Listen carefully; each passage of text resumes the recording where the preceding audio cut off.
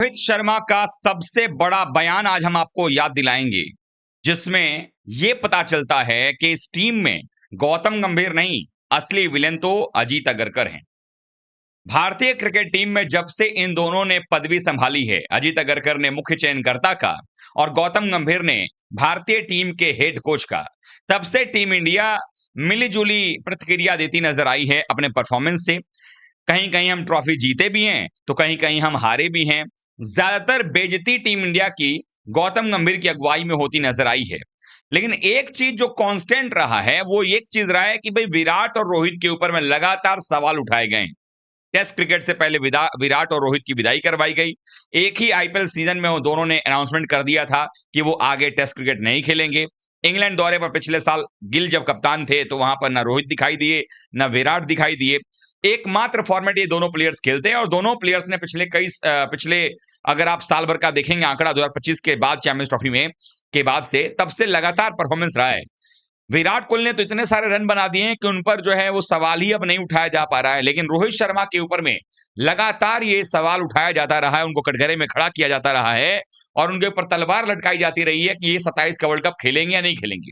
लेकिन हर बार सीरीज में कोई ना कोई ऐसा मैच आता है जहां पर रन बनाकर बताते हैं कि थोड़ा समय लगेगा, लेकिन अगर एक बार रन बनाना शुरू करेंगे और लगातार मैचेस होंगे तो रन बनाएंगे।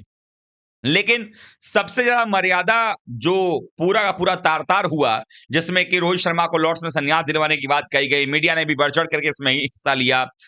किसी-किसी चैनल ने तो लगातार जो है अपनी बातों से अपने आप को पलटवाया 4 बार, 5 बार, 6 बार।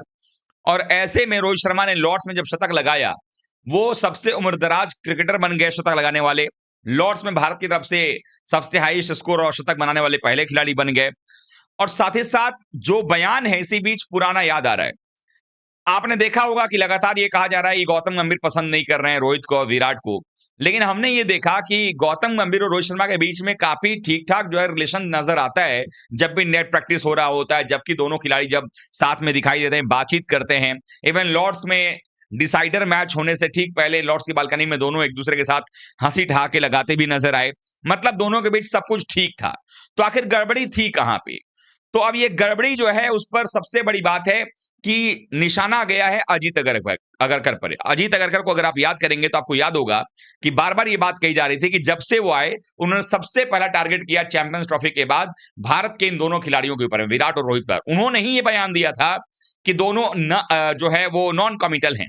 यानी 2027 वर्ल्ड कप के लिए दोनों कमिटमेंट है उनका खेलने का या नहीं खेलने का मालूम नहीं। लेकिन ये कोई अगरकर से पूछे कि कमिटमेंट तो शमी का भी था, सिराज का भी था, उनको भी आपने ड्रॉप करके बाहर रखा हुआ है। और ये दोनों खिलाड़ी अगर नॉन कमिटल थे, इन्होंने ये बताया ही नहीं कि 27 का वर्ल्ड कप खेलेंगे, तो फिर ये बायलैटरल सीरीज खेल करके विराट और रोहित को क्या मिलेगा? जो नाम, शोहरत, पैसा कमाना सब तो कर चुके हैं, कोई नई चीज तो है नहीं। फिर भी देश के लिए चूंकि 27 का वर्ल्ड कप इनको खेलना है, इसीलिए ये लोग लगातार क्रिकेट खेल रहे हैं।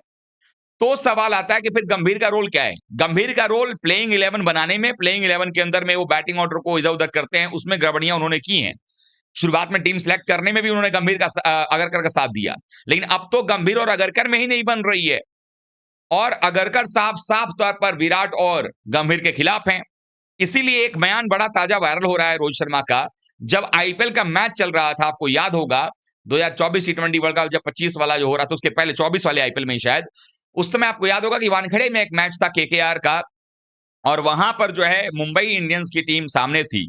नेट प्रैक्टिस चल रहा था मैच से एक दिन पहले और वहां पर जो है रोहित शर्मा ने जाकर के गौतम गंभीर को यही वर्जन कहा था कि गौती भाई आप क्यों नहीं आ जाते हो कोच के तौर पर, चूंकि उस समय तलाश चल रही थी क्योंकि जून के बाद जो है राहुल द्रविड़ टीम छोड़कर जाने वाले थे। तो गौतम गंभीर का बयान था कि अगर तू कप्तान रहेगा तो मैं आऊंगा। अब बाद में कितनी प्रॉब्लम हुई, किसकी वजह से प्रॉब्लम हुई, ये तो बाद में पता चलेगा जब हेड कोच गौतम गंभीर अपने पद को खाली करेंगे और जब छोड़कर जाएंगे तो ये मालूमात इसका हो जाएगा कि असली विलेन कौन है। लेकिन गौतम गंभीर और रोहित के बीच जो रिलेशन अभी दिख रहा है उसको देखकर तो यही कहा जा सकता है कि असली विलेन जो है ना गौतम गंभीर नहीं है, अजीत अगरकर हैं। आप लोगों को क्या लगता है? कमेंट करके बताइएगा। वीडियो को लाइक शेयर सब्सक्राइब कीजिएगा। Thank you so much.